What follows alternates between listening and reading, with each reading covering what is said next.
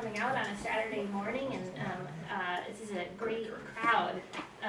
So hopefully, I'm not going to talk about too much technical stuff today, but really, as Rebecca said, kind of share some conservation success stories that will hopefully be inspiring. And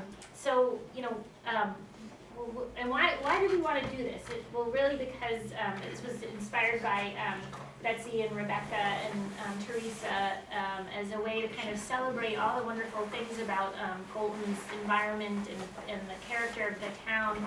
And it's a beautiful town, and I think everybody in this room wants to see it stay that way, and probably everybody in this room has a role to play in keeping it that way. So talk a little bit about how that can happen. To give us a little context where we are, there's about 5 million acres in Massachusetts. In Bolton, there's about close to 13,000 acres. And I'll show a map in a second that shows you how much of that is already protected, a little under 2,000 acres, or developed a little under 2,000 acres, and protected a little over, almost 2,500 acres. And so Bolton is actually, there's a higher percentage of protected land than in the state overall. That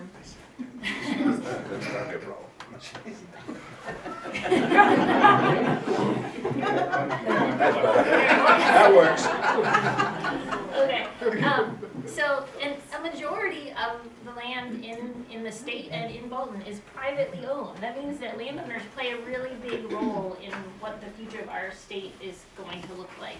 And this map is, don't look too closely because I know every one of you can probably find a parcel that's wrong in here, but this is just meant to give you sort of a general sense of, all that green land is protected, whether it's by the state, by the federal government, by the town, and then the purple land is owned by the municipality, by the town, but not for conservation purposes, the schools and the town hall, et cetera, et cetera. There are some other little municipally owned parcels in there that are not conservation land, sort of scattered about town. Sometimes land that goes into tax title is taken and owned by the selectmen. But this gives you kind of a rough sense of all those white parcels out there are privately owned and maybe partially developed, but a lot of them are undeveloped. So all of the people that own all those parcels, are people that can play a role in how the community looks.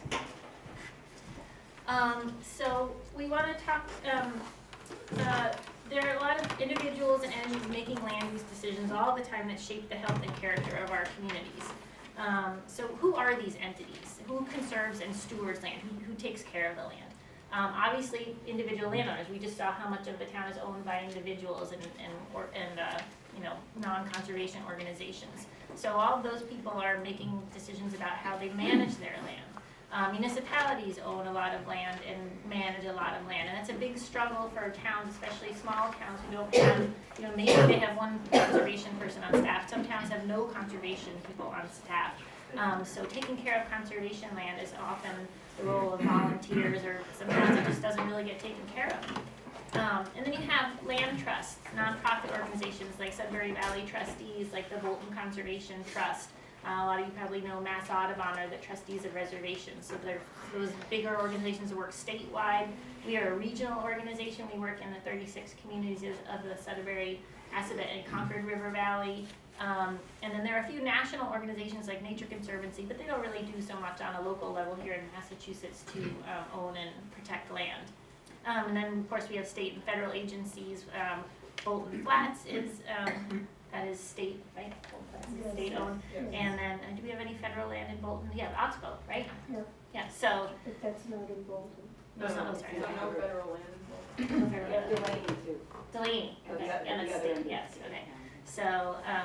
Yeah, so you have sort of these complex of different ownerships and in some cases different ways of managing land for different purposes. Obviously, Delaney is managed for a different purpose than Bolton Flats is, but to the extent that you can get everybody sort of on the same page about how to manage land, that's one of our goals in doing this series. And then why do we conserve and steward land? Well, for an organization like Sudbury Valley Trustees and Bolton Conservation Trust, protecting the critters who live out there and the ecology that supports them is really important. For everybody, protecting land helps to sustain and improve our water and air quality. We talk more and more about land protection as a means of mitigating climate change. Of course, recreation, trails are really important. A lot of people, it's hard to appreciate conservation land sometimes when you can't get out and enjoy it. So maintaining trails is a really important part of what we do. For a lot of towns, land protection is important for protecting those scenic views that make your town what it is. So it may not necessarily be high value ecologically, but those farms and those meadows and everything that makes the town sort of gives it that, in this case, colonial character. Family heritage, that a lot of people have passed land down for many generations, especially in Massachusetts, and so that becomes sort of part of who the family is owning that land. And then a lot of land is conserved by individuals as a means of generating income, or to maintain agriculture or forestry operations on the property. There's a lot of working lands in Massachusetts, more so out in the western part of the state, but it's not an insignificant part of our state economy. And then conserving land can lower the cost of community services. You build houses, you have more kids in schools, you have more services needed in town. So sometimes, and there's a tipping point, but often development does not pay in the long run, and you end up providing more for residential development and services than you're bringing back in tax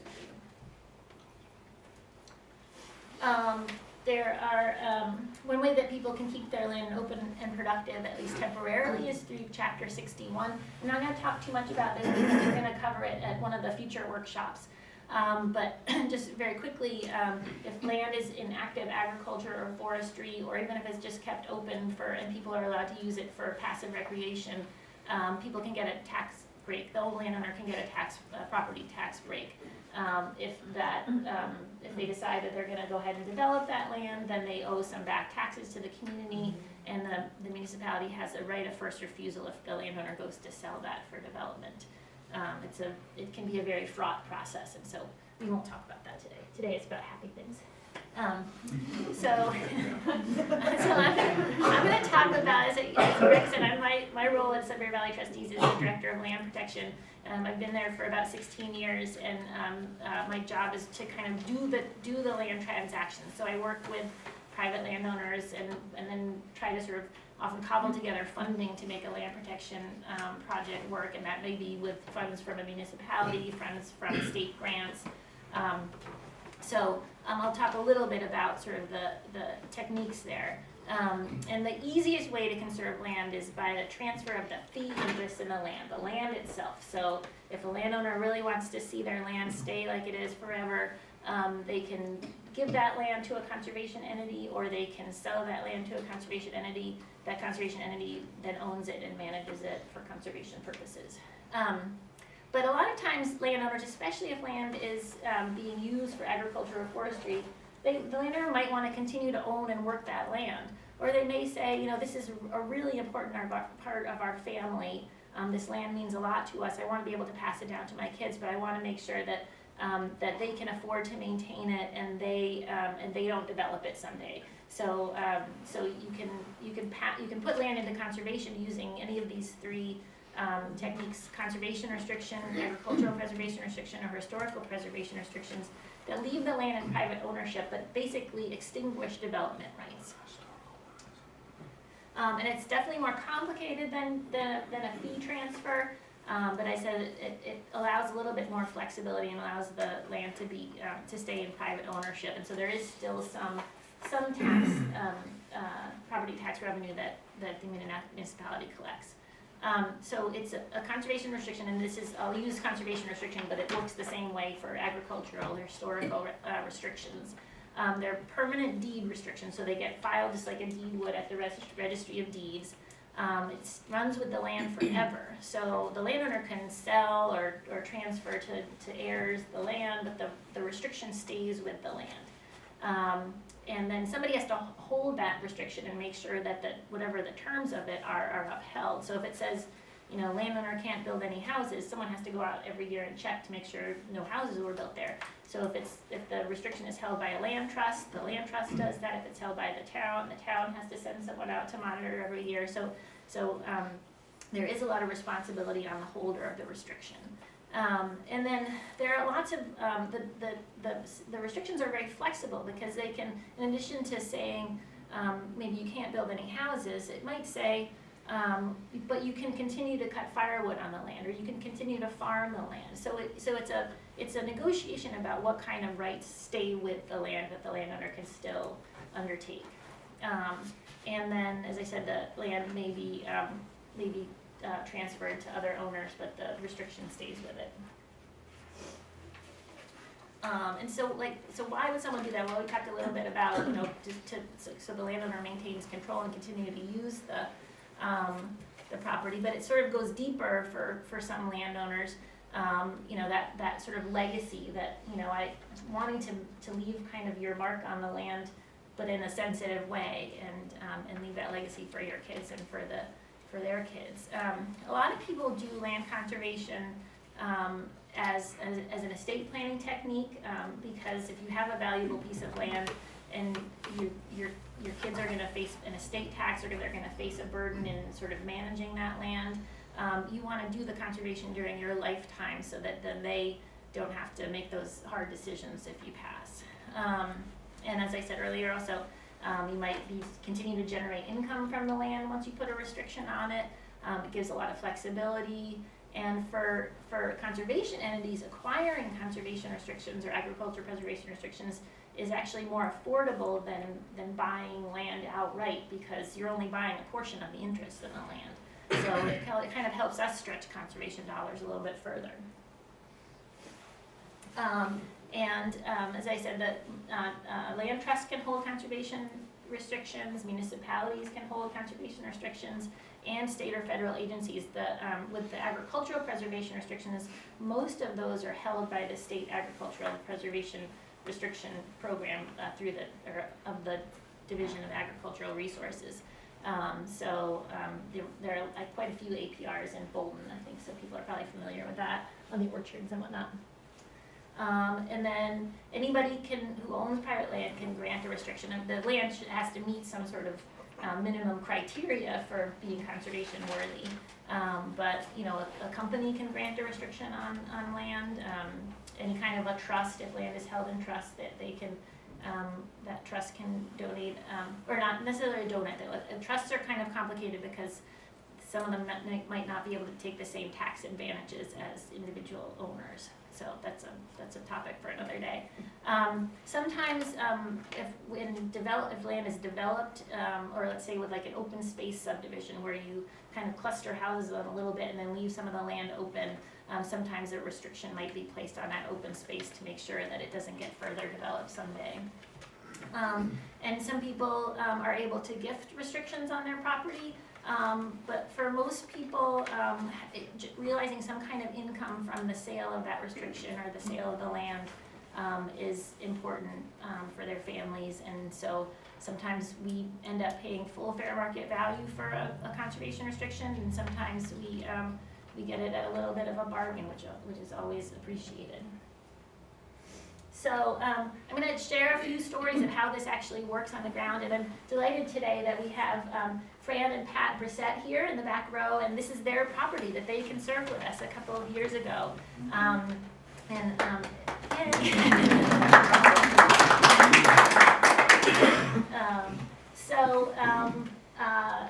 can't remember how many years ago now, Walter and I were trying to figure out when we started this project, but Walter, 4 or 5, 6 years ago, yeah.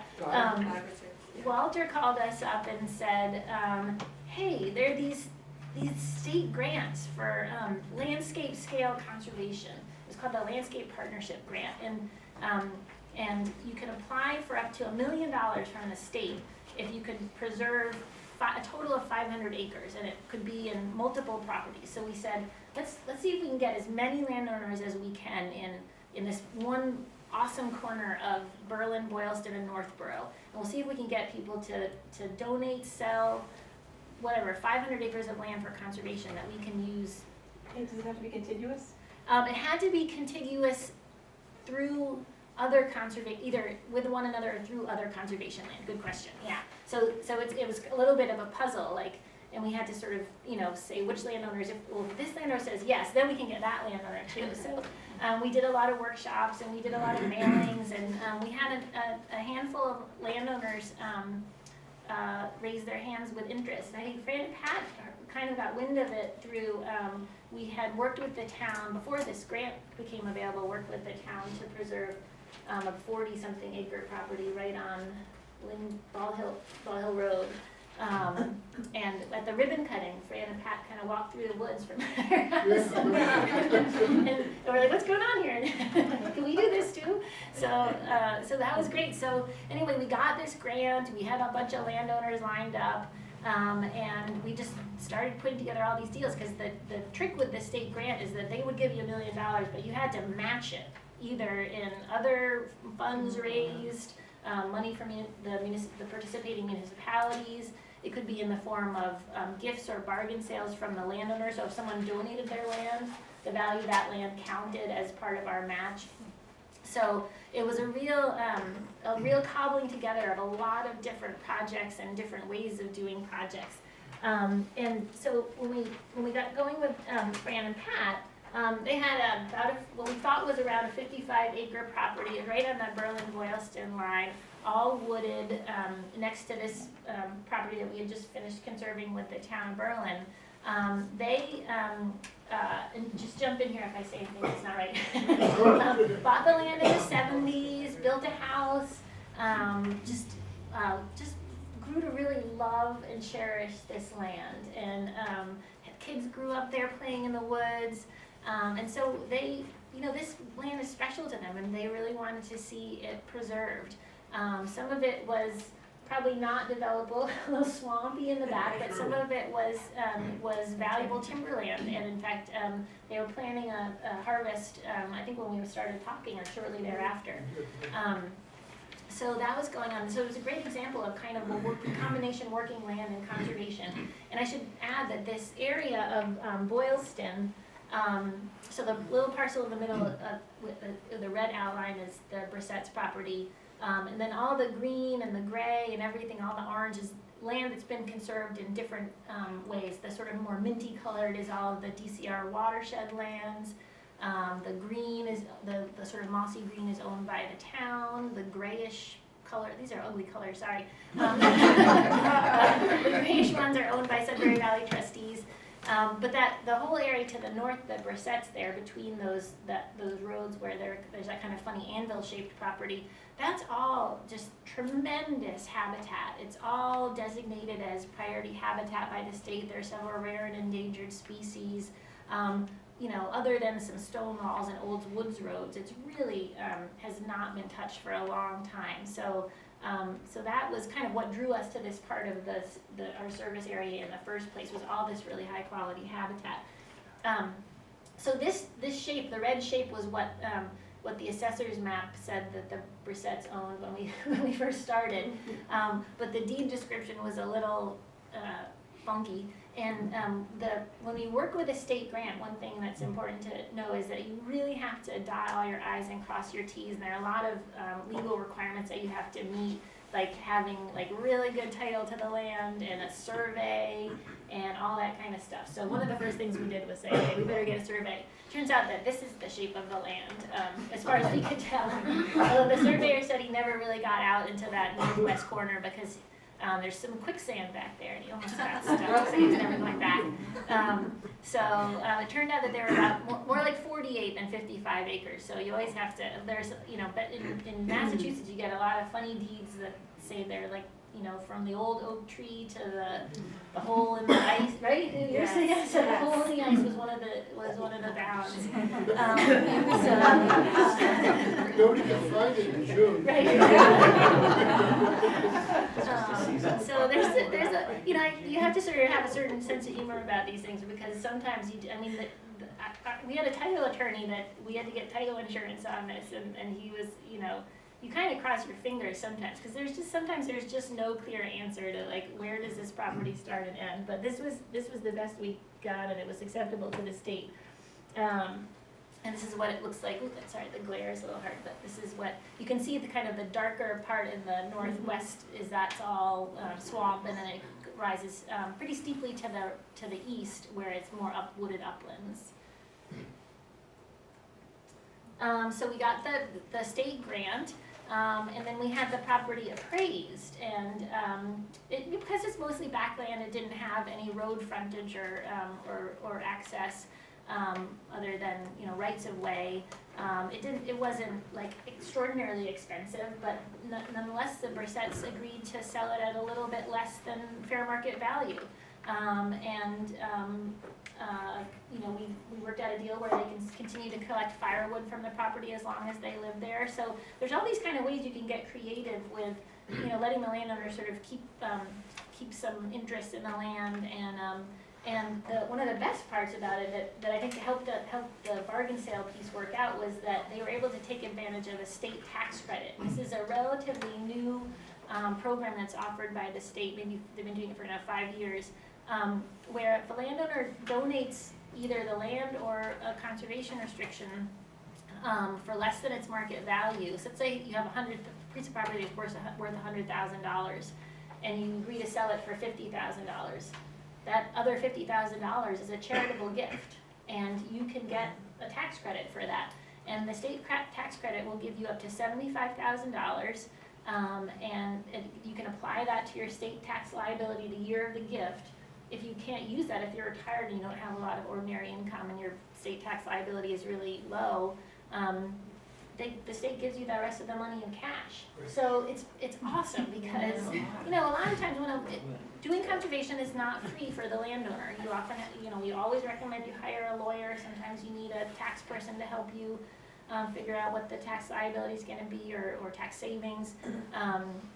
Sometimes you need the landowner pays for the survey. In this case, we paid for it, I think, because we could roll it into the state grant.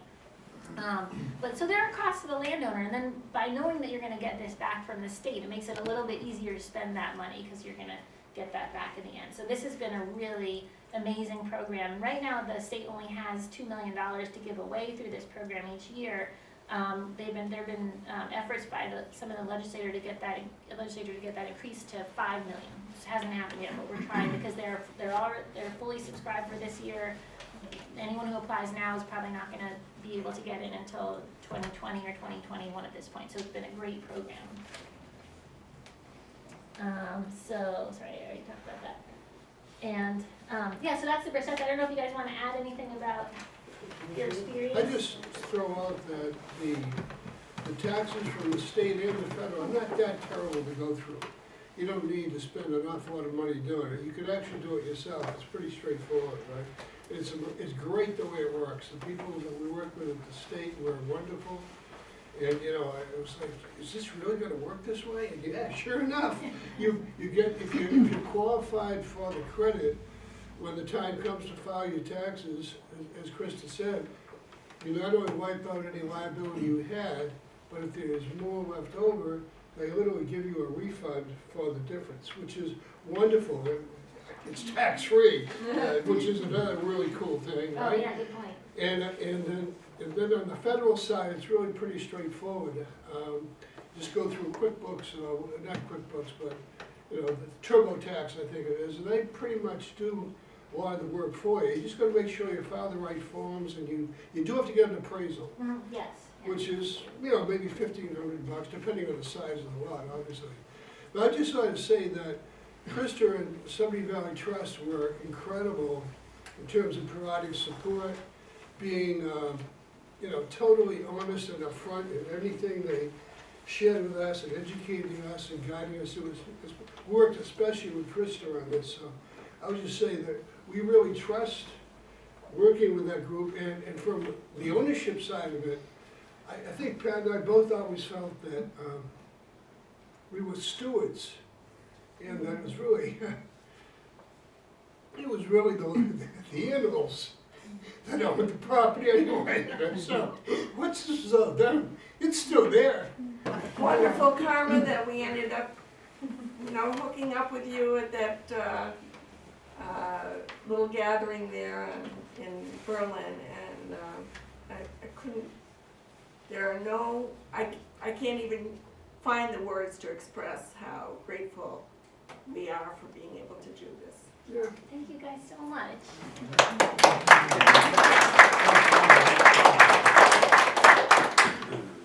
Yes, Krista, I have a question. From the historical point of view, conservation and historic preservation, we've sort of discovered are separate things. I was curious if this property had historical significance as well as land and open space significance. Had it belonged to an historic entity, like a cranberry bog or? Not that I know of. The only thing I know is I used to talk with, Boylston used to have a landfill area, you know, at the far end of it. And talking to the man who used to run it, he described how that quicksand that we mentioned before, there were horses lost in that bog. Yeah. So it's kind of interesting, we always kind of tease each other that I bet in below there there's maybe a woolly mammoth, you never know. And they did find a woolly mammoth somewhere in that area. Oh, right, that's right. Yes, and I think at one point, it was at the Science Center. I mean, there was one that was displayed, and we always kind of wondered where it came from, but I know that also that the conservation, what is it? Commission? No, it wasn't the conservation, there was someone we dealt with who had surveyed the land for, I don't know if it was a state, said that there was deep muck, so deep that they couldn't measure how far down bedrock was. Oh, maybe it was when you had your forestry plan done. Yeah, when we put it into forestry. Yeah. So, other than that, Yeah, I I think mostly, really- like, you look at all the old deeds, it was sort of like, it seemed like this whole area was kind of the woodlots for people who lived in other parts of town, and it was all, like, a lot of it was owned by one family and then kind of got broken up over time, but mostly for woodlot purposes, I think. What's the lower limit on the number of acres for the state tax credit? There is no lower limit. You have to meet certain ecological criteria, so it's, I mean, they probably wouldn't do anything under 10 acres, but you have to, you know, if it's water supply land or has valuable habitat or working farmland, and soils are important, prime forest soils or prime farmland soils, so it's more about meeting these ecological criteria. Thank you. Is there public access to this property?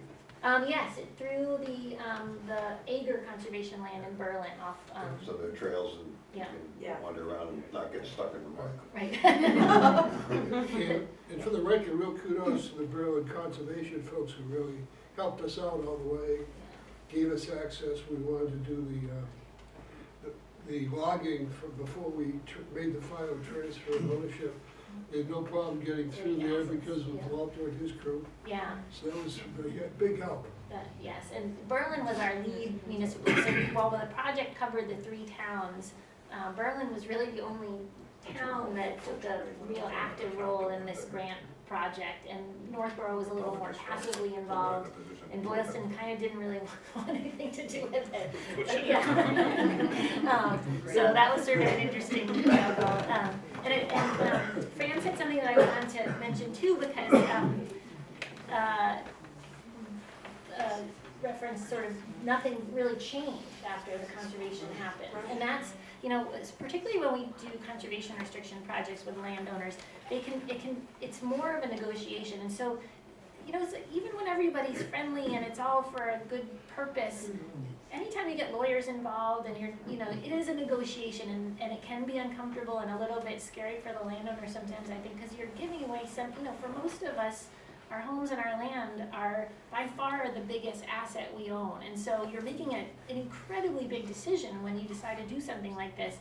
And I know for a lot of landowners I've worked with, it's like, everything's gonna fall apart the day after this deal is done, and it's all gonna be awful, and I'm gonna regret it. And what I always say is, you're gonna wake up the next morning and nothing will have changed. Basically what you're doing with these deals is preserving the status quo. You're conserving. So, but it is, it's a very hard step to take. So this project, this other project I'm talking about is different in that this landowner, Sweetwilliam Farm in Upton, really needed to get full fair market value for conserving her land. She has a big property, 96 acres, a working farm. She had sort of gotten herself into some debt, and developers knocking on her door all the time, telling her land was worth $3 million, it was worth $5 million.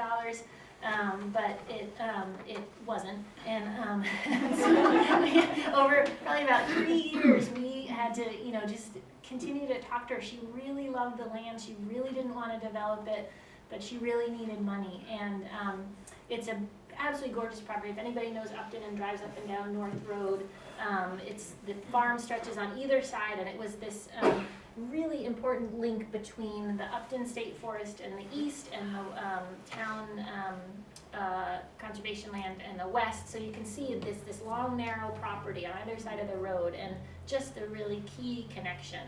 And it slopes up from west to east. So the westernmost part of the property is low and boggy. It's all stream corridor, not developable. And then because it's long and narrow, putting in development roads, et cetera, was going to be a challenge. So, all these developers would come and show these crazy plans, and we would be like, maybe they probably aren't going to get all those houses back there in the back. But so eventually, the developers went away, and we continued to talk to the landowner, and came up with a plan, working with the Upton Open Space Committee in the town of Upton. We cobbled together another state grant for $400,000, town funds, and we did some private fundraising.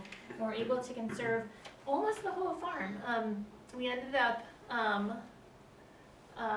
this is sort of the west side, and actually I'm going to go back to the aerial photo here. So you see where the farm fields are.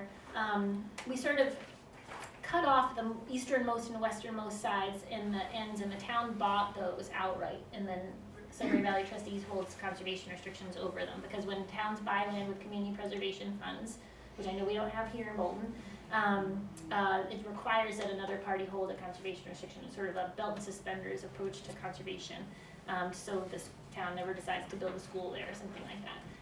So the two ends were bought by the town and put under conservation restrictions, and then the farmland stayed in the landowner's ownership, and we hold a joint conservation restriction with the town over the farmable areas. The farmhouse was an antique 1700s farmhouse that was rumored to have been owned by Eli Whitney's cousin. It's a cousin. Somebody in Eli Whitney's family. So that already had some historic protection, and she had restored it beautifully.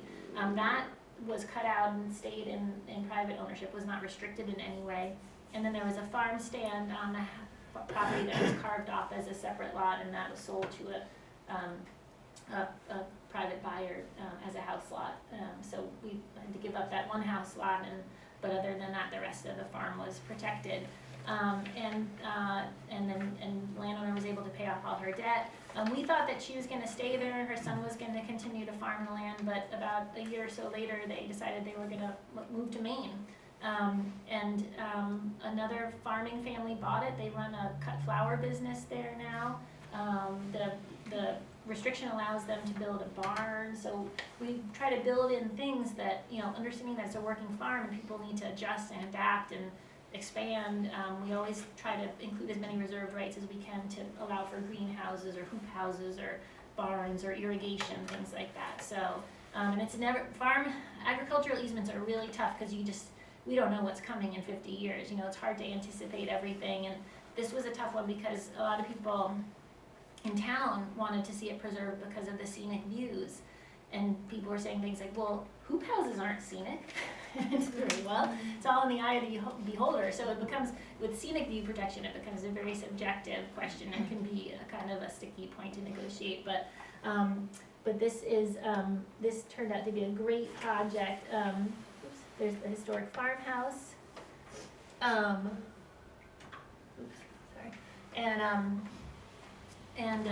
There are public trails that go from North Road. When we sold the farm stand and somebody converted that into a house, reserved a little parking space right off their driveway.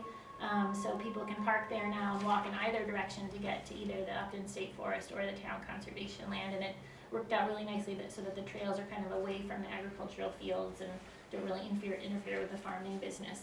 So this was kind of like a win-win-win all the way around.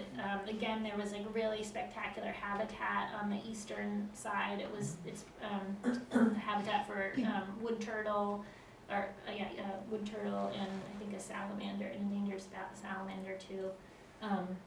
So this really kind of hit all the conservation bells, and it was a hard project, but it was really great. See if there's anything else I wanted to say about it. Because where we hold the conservation restriction jointly with the town, because town doesn't really have any staff to monitor. Sudbury Valley Trustees is the annual. We do go out and do the annual monitoring, and then we provide the town with a report and whatnot. Just Berlin, we've taken donating conservation restrictions on our conservation to Sudbury Valley Trustees just for that extra layer of protection, because as you know, if you take conservation land, a majority of the town meeting can vote to change its use. And the legislature has to endorse it with a 2/3 vote of both branches. But if a legislator goes in with something, all other legislators will honor what they want. So if somebody in Bolton, decides to turn something into a place to put a town barn, and you vote to do so, then your legislator takes it in, introduces a bill, and they'll just vote for it without even a second guessing it. So it's pretty easy to convert conservation land, but we give a donation. We donate the conservation restriction to Sudbury Valley Trustees, and that cements it. Yes. So, yeah, question. I know you do the annual survey of a CR if you're the responsible party, but what's to prevent somebody perhaps who inherits land with a CR from either unknowingly or knowingly do something in the interim that would be against the CR, like build a barn that doesn't meet the standards that you've drawn? Yeah, that's a really good question. There is a little clause in the conservation restriction that says that if you're going to sell or transfer your property, you're supposed to notify the land trust. People aren't always thinking about that when they're selling or when they pass away, and so we do try to just, a lot of times we have good relationships with the landowners, and so we'll know when something's happened or the property's going to be changing hands, and we always try to be proactive about reaching out to new landowners. But there have certainly been times where we, property changed hands and we had no idea, and then, it's sort of, you're playing a little bit of catch up with the new landowner, because they're like, I have a what on my property? The lawyers don't always catch these things, and that should come up in a title search. But what we're doing now is we've started using Zillow searches. So if you can, you put all your properties into Zillow, and you get a little alert if it goes on the market. So now we can kind of try to stay on top of that a little bit better. But that's a good question. I'm just going to touch upon that as well to answer the question. It also does come up from the town side when they come, if they're building a sizable barn or something that would trigger a building permit. Those all come through town hall, obviously, so at that time, as the conservation agent, at least in Boylston, I a lot of times catch it through that other lens, I guess you could say. So if someone's proposing to build a barn, we catch it before it's built, or say, this is your buildable envelope, this is your restricted area. That's where you're allowed to do something, not in the other area. And just clarifying it for any new homeowner. And a lot of things do get captured that way, and some get captured with, there's a smaller structure that doesn't trigger a building permit.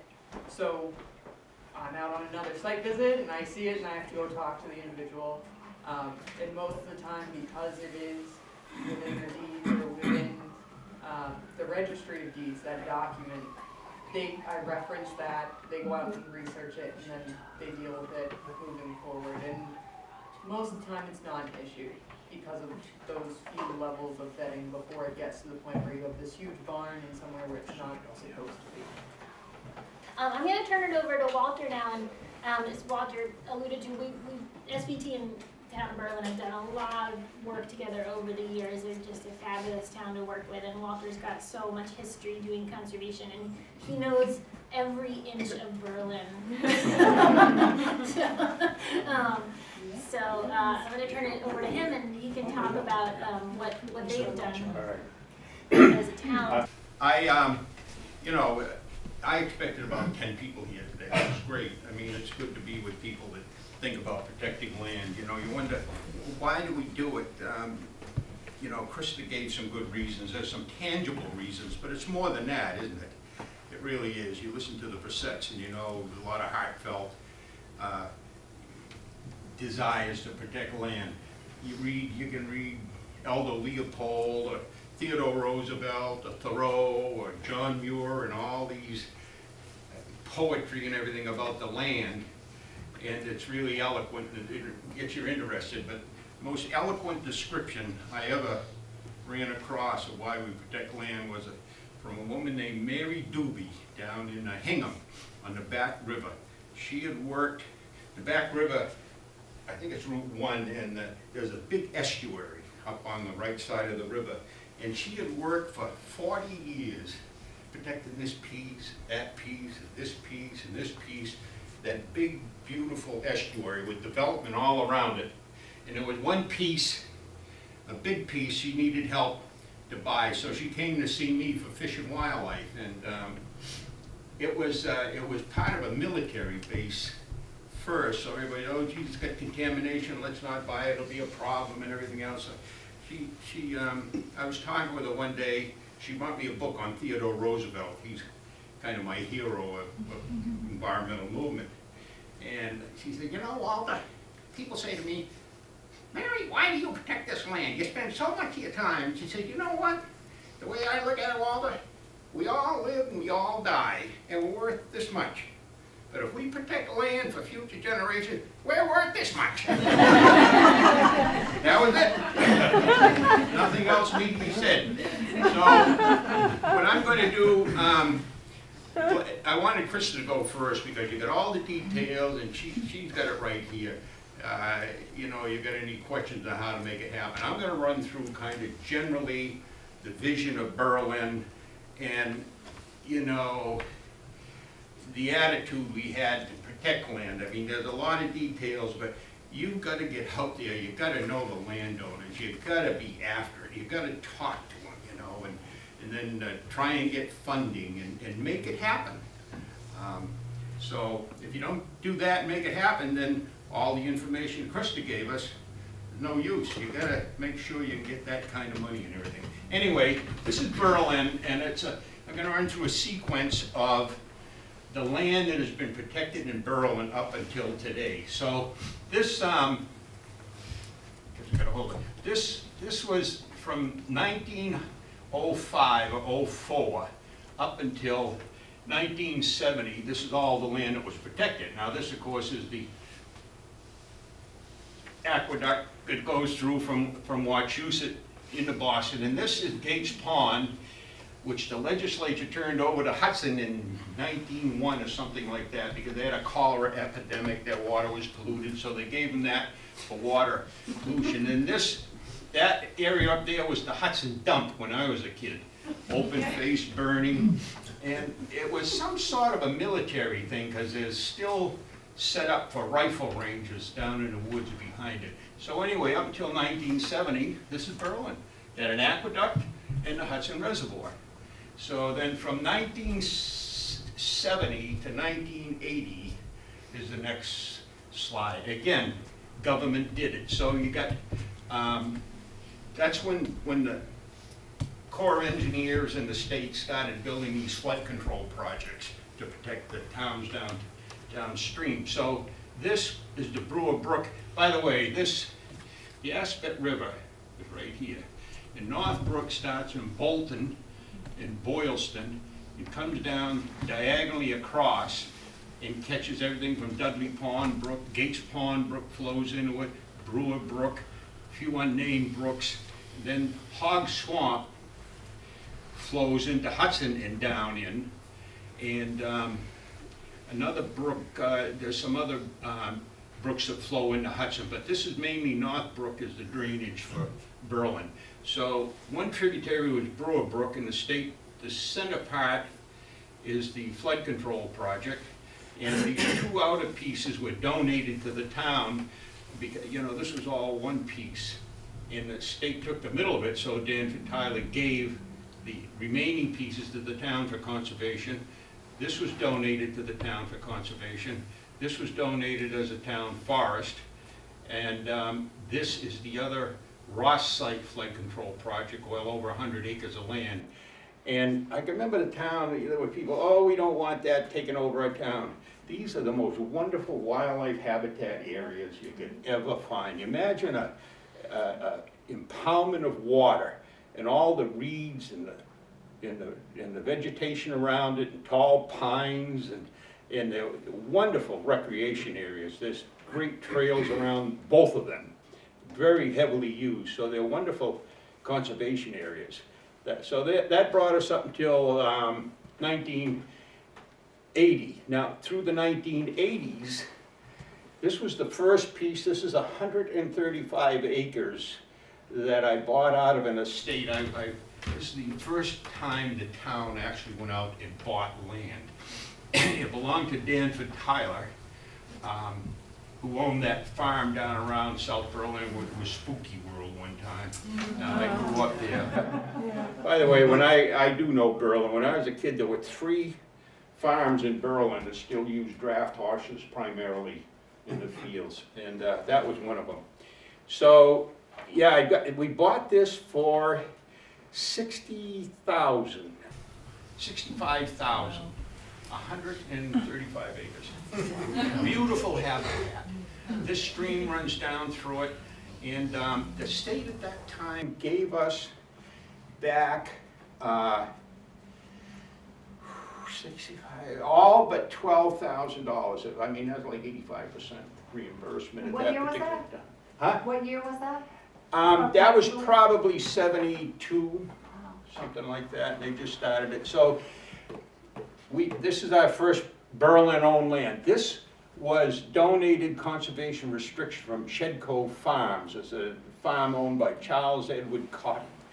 And he donated it to Harvard University, but donated the conservation restriction to Berlin. There's 300-something acres there all together on the farm. And you can see it joins the Hudson Reservoirs. This makes a great area in here. And it also joins Brewer Brook. So you're starting to get this corridor thing and for wildlife travel corridors. So that's through the 80s. Now go into the 90s. I'll tell you why it's only the first 4 years, but the next thing that happened, this is the so-called 40 caves area. They're not really caves, but it's quite a steep ledge and jumbled up rocks, and it's always been known as 40 caves. And then Sudbury Valley trustees received this from a developer going bankrupt. So that's all that was done between, and then this was donated to us. So this was all that was done up until 94. So next slide. In 1995, we had Solomon Pond Mall, that I'm sure you're all aware of, okay? That was developed. Well, the town, and this is something, this is what I'm talking about. These are the things you gotta get done. You get the money to do something. The town worked with Solomon Pond Mall and demanded mitigation money because this was gonna spawn all kinds of development, and we wanted to buy open space. So we got $3 million in mitigation money out of them in that negotiation. And that, you know, once I had that, I went right to the assessor's office, started looking over the maps and everything else, drooling on them. This is 25 acres of beautiful land connected with this great big tall pine grove. Picked up that for $1,000 an acre. Picked up this out of this area just, when I was in Commissioner of Fish and Wildlife, had the money and had lined up all this area to buy. And then we had that fund shortage in '87, and Governor Dukakis just sealed all funds, so that put a stop to it. And so we ended up, we did get this 70-something acres, and it goes into North Road, Boylston too. But this is developed, no, this is, yeah, and it's developed in here. But we did get some more. We bought this 80 acres for $100,000.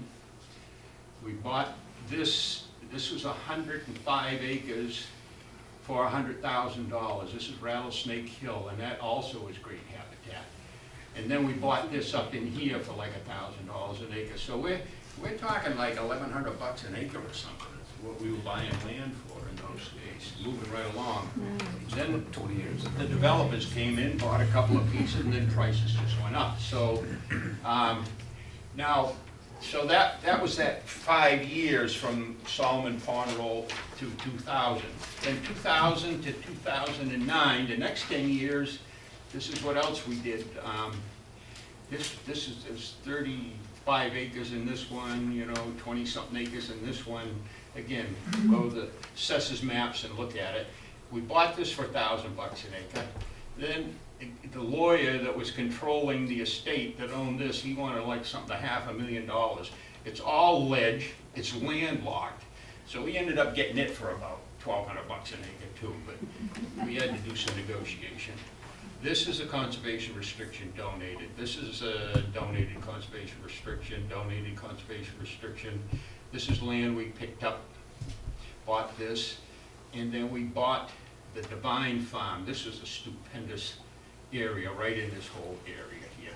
But we own this, and we have a CR on this.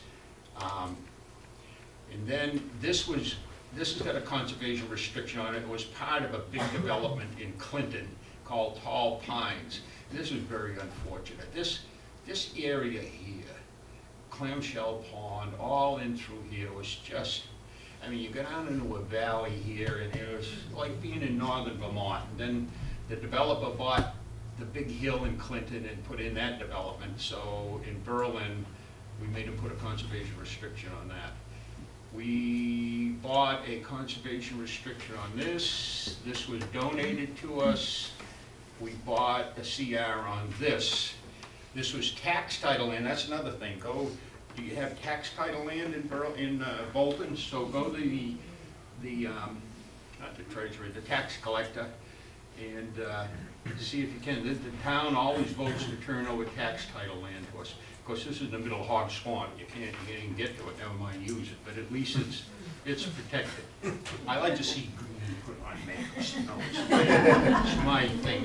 Okay, so that's where we are there. And then we go to the last 10 years, and we really did some good stuff here. There's another development. If you've gone over to Solomon Pond Mall, and is where the Rotary is, and you see the development going in here. Well, this was all one farm, and we negotiated with them, planning board and everything. So this has a conservation restriction on some of these fields.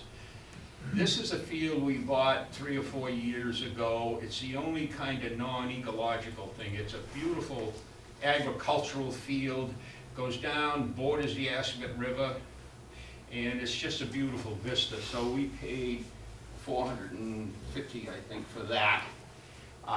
Then this is 25 acres. Up, if you're up where this light is, you can see the Boston skyline. It's a beautiful hill. We paid $1,000. We paid $100,000 for that.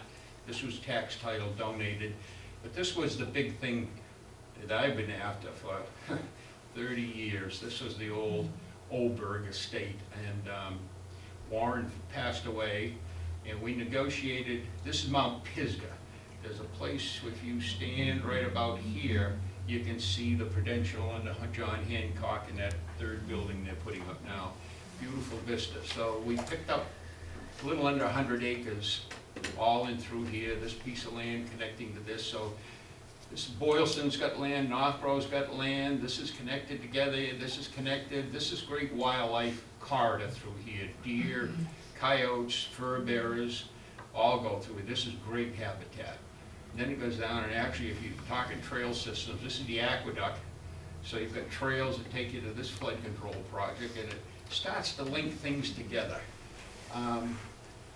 This was a farm, we bought a conservation restriction on. If you go to Berlin, over Berlin Road, you get into Berlin and there's a horse farm there. Well, we bought the CR on that. So anyway, that was a tax title. This was donation. So that's where we are. Yeah, now, what we locate the land and we get money. By the way, we get out of the Highland Commons Mall, which is over in this, where am I here? The intersection. Yeah, Highland Commons Mall in Berlin, part of it's in Berlin. We got another $600,000 out of Highland Commons to buy open space. So we had basically $3,600,000 thrown in a pot that didn't cost taxpayers anything.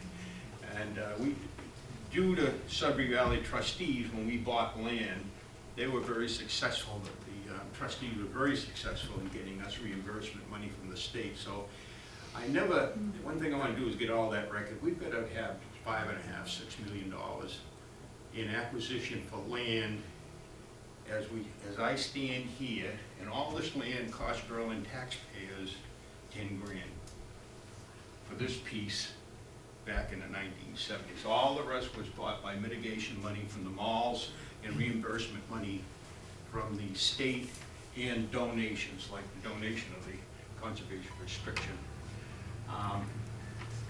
Anyway, so we've got town-owned land, we've got Hudson-owned land, state-owned land, Sudbury Valley trustees-owned land, and then basically those are the, if you group those three together as non-town-owned land and then town-owned land in conservation, that's where we are. And it's about 2,900 acres or something like that. Anyway, the amount of, the percentage of Berlin protected by what you see here is 29.8%, almost 30% of the town is protected. And if I had an ecological map on top of this, and we put the River Protection Act in, which protects 2 acres wide along all rivers, put in the wetlands, I get all the hog swamp here is all the big wetlands up in this area, and you start to get upwards of probably 35% of the town is unbuildable. Could we go to that other map, Krista? I'm trying to put together a map right now. This is a first iteration, and I've got to do some work on it. What I told the Central Mass Regional Planning to do is color in all the conservation land. So in this is the map you just looked at, plus all land that is developed. These are all little house lots. This is all developed in here. But what it did, any place that had a dwelling on it was colored yellow. Well, you got places with 30 acres of land with 1 house on it. So really, a lot of that is developable. So what I want to try to do is get this down so we look at it and say, well, this is the land we got to focus on. And we want to focus, this shouldn't be pink, but this is Indian Head Farm in South Berlin. That's a big area. The people that own that have a land ethic like we do. This is a magnificent piece here with Dudley Pond, Horseshoe Lake on it that would join in here. And then up in this area, there's a farm. This is all, there's 1 house on the corner here, so a lot of this yellow is just open farmland. And this is a big area up in here where we don't have much protected. My good friend Chris Lade is putting a development right in here, so that'll fix that. He's the only developer I can't get mad at. That guy is a great guy. He's honest. He comes in the Conservation Commission, he looks at me and wondering what I'm gonna do to him, you know. And, hey, he tries to do what's right, and what can you do? And then there's one more, let me see, where am I? This is a big area here. This is Lauder Rock Farm on Highland Street. Again, you come over from Bolton on Boylston Road. This is Lauder. That's where all that trailers and junk is out in front of it. That's Lauder Rock. This is the Berlin Stone Quarry. But the beautiful land right in this area. And that, so we've been talking with the owner of Water Rock to somehow get an APR on that. We'd like to do that.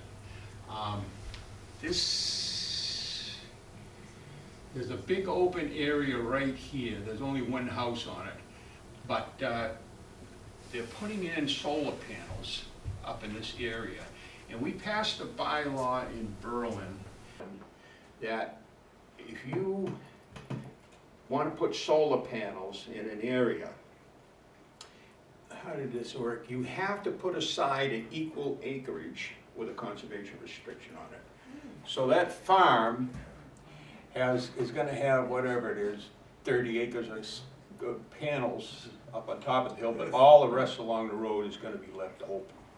Excuse me, Walter, is that up on Randall Road? Yeah, That is? that's the POTUS. Oh, is it? Yeah, thank you. Yeah.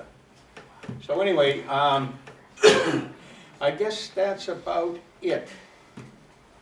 Yeah, I can't, but I guess the thing I want to get across is, and I'm not bragging, but I just spend half my time walking the land and thinking about this. Oh, here's one thing I wanted to mention. This, we own this, and we are right now picking up 30 acres right in here that brings us up to the Bolton border, after which is the Shire farm. And the Nicheway farm is protected, isn't it? Yes, Yes. Okay. So Bolton has all this protected. We're going to link, there's a big gap here, so we're going to protect this. We have that sealed up in a deal right now. That'll go through. And I thank Sudbury Valley trustees for doing that. They've been around so much helping us that people call them if they have land they want to sell instead of us. So it's all right, as long as it's protected. But they've been extremely helpful. That's that one. Over here, 495. What is this area? It's called something on the Bolton map. It's for sale right now. Is it? Yeah. It's Hog Swamp. And we own land here, and this is a lot of swamp in there too, if it could be protected. But anyway, that would be the intertown. I don't know if we work together on any of that, if we would leverage more funding or not, like we did with Northborough and Boylston, and that's it.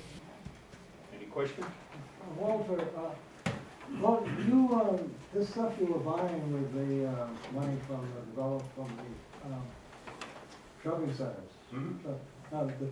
The town has the fee and SBT has the restriction, or how does that help? Yeah, well, the money, How does that protect? the town set up a fund, the open space fund, which is interesting.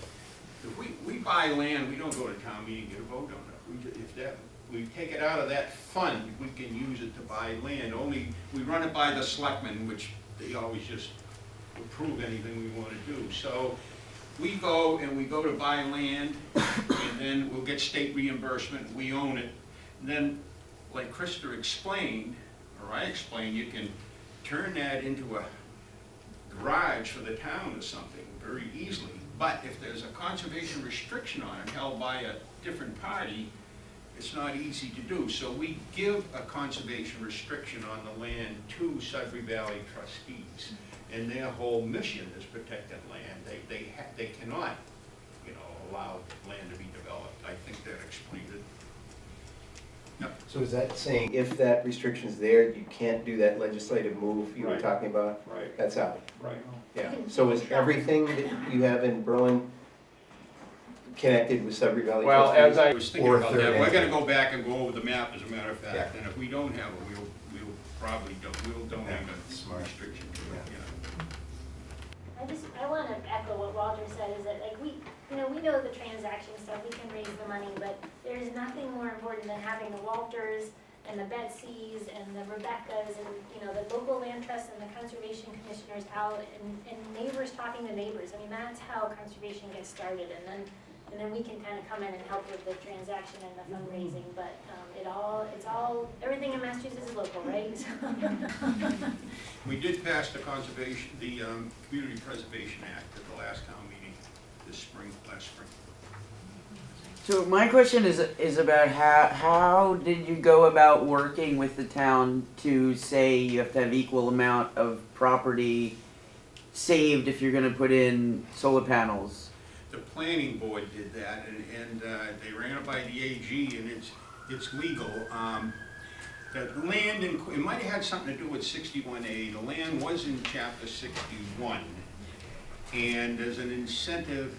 Well, part of it also, the owners don't particularly want to develop it, but they need money, you know. So they're putting in the solar panels, and the planning board got looking at it. I don't know where they got the idea, but the planning board was the one that got the bylaw passed that requires 100% set aside for land that has panels on it. And so the same thing with the malls that was that again the planning board that initiated this idea that you need to put money aside?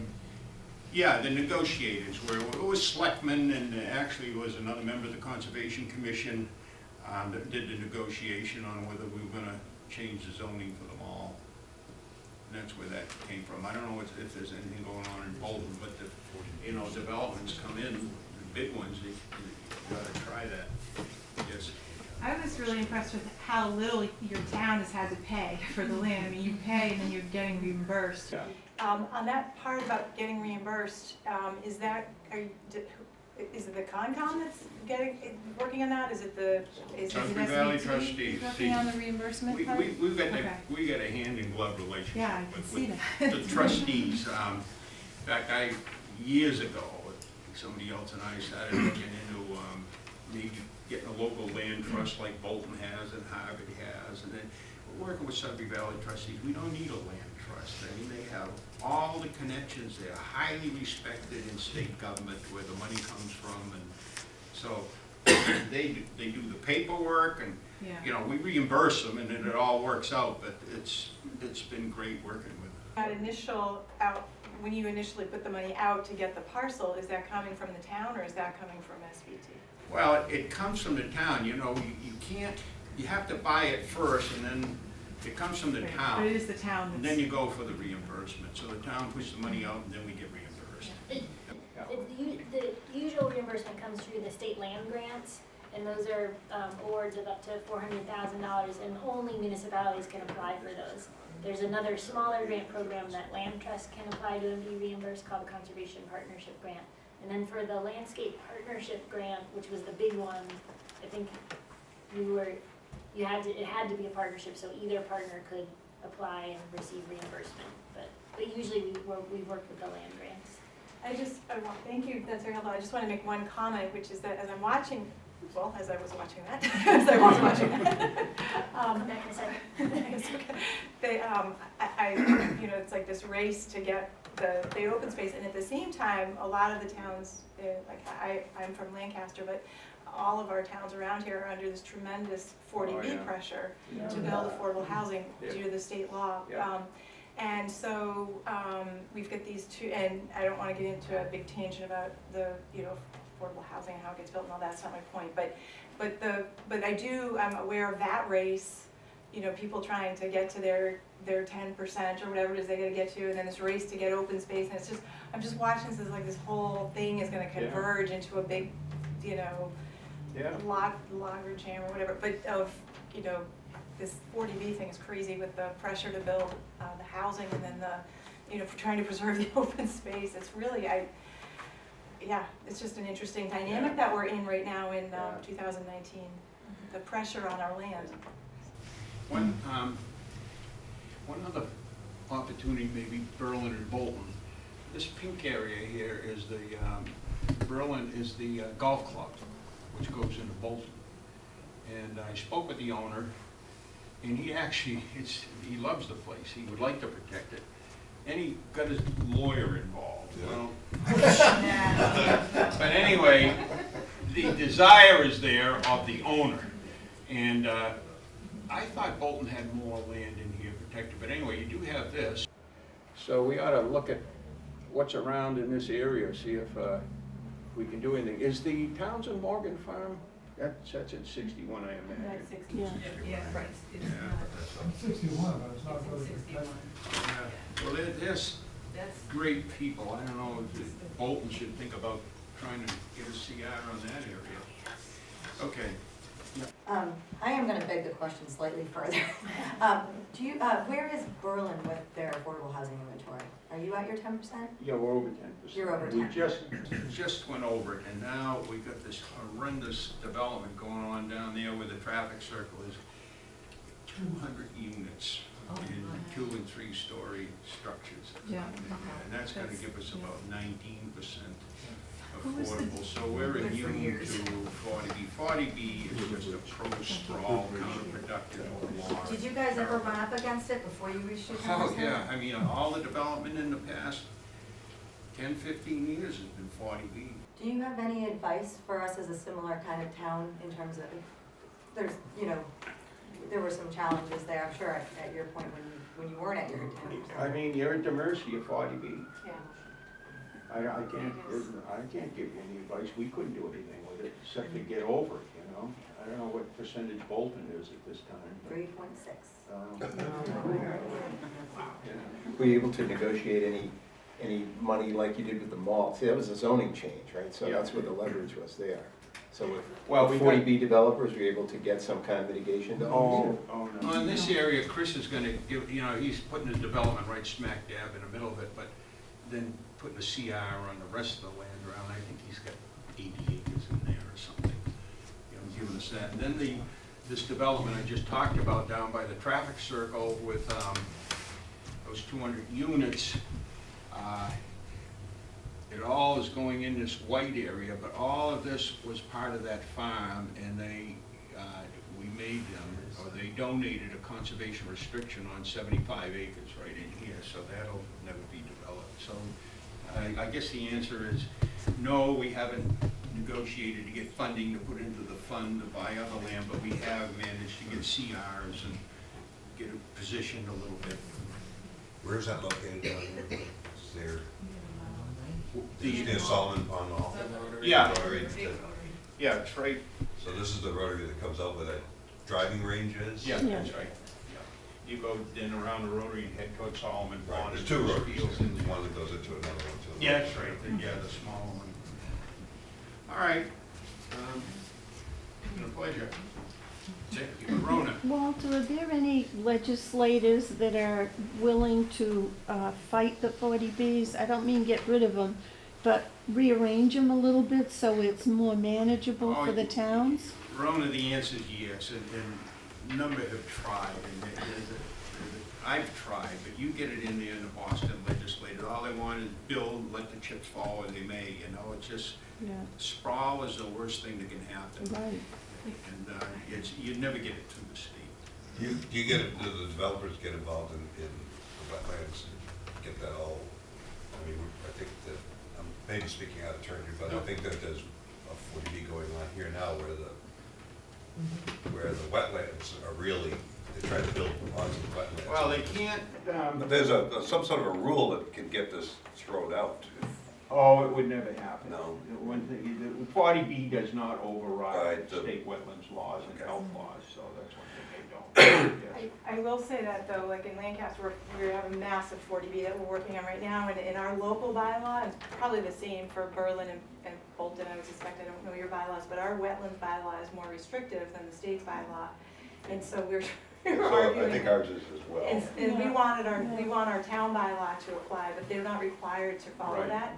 And we showed last Thursday night at our ZBA meeting, the difference in the project if they were to follow our local bylaw versus the Mass Wetlands Protection Act. And our local bylaw reduces their project to something that's manageable. But they're like, who cares? We don't have to follow that. We just have to follow the state one, which isn't as stringent and allows them to, like, we have a 200-foot no-build zone around a stream. They have two apartment buildings in the 200-foot stream buffer zone that under our town bylaw, they can't build in, but under the state law, they can. So How are you dealing with that? we're kind of at their mercy, unfortunately. So I don't mean to interrupt this discussion, but I do realize it's a really important and relevant discussion in terms of the various towns and the makeup of each of these towns, similarities to Berlin, but I do want to just wrap this up, and if people want to have conversations afterwards, that's great. But again, thank you, Walter. I don't know if anyone has any more questions. Krista as well, and I apologize if I didn't introduce myself in the beginning. I'm actually the conservation agent here in Bolton, so if you have questions that you would like related to either Walter or Krista, you can contact them directly or contact the conservation office. I'd be more than willing to try and help you. This workshop series, this is obviously the first out of many. We'll have one per season. Our next is regarding chapter land, and we actually have a field trip to one of the properties in town that was recently harvested. So obviously it had a forestry plan, and we will be going to that property after a brief presentation. That is in April, if I'm not mistaken. And this was a collaborative effort of the local agricultural commission, Sudbury Valley trustees, the Bolton Conservation Trust, and the local conservation commission, because we do want these conversations started for all the reasons, whether it be financial reasons, whether it be for your legacy of your family, or just the passion and interest of the resources, or even just having open space and balancing, because conservation is purely a balancing act when you do break it down. Again, thank you everyone for coming on Saturday morning. If you have questions, I'm sure all of us will be around for a few moments after. And in addition to that, please enjoy. We have some pie left over. I think we have some coffee. And please do join us for the upcoming workshops, because this is what it's about. We're trying to get those conversations started to have a result just as strong as Berlin and other towns. Even though we do have a lot of land that's preserved in different ways locally, we want to continue that in the upcoming years along with this year. So thank you again. Thank you.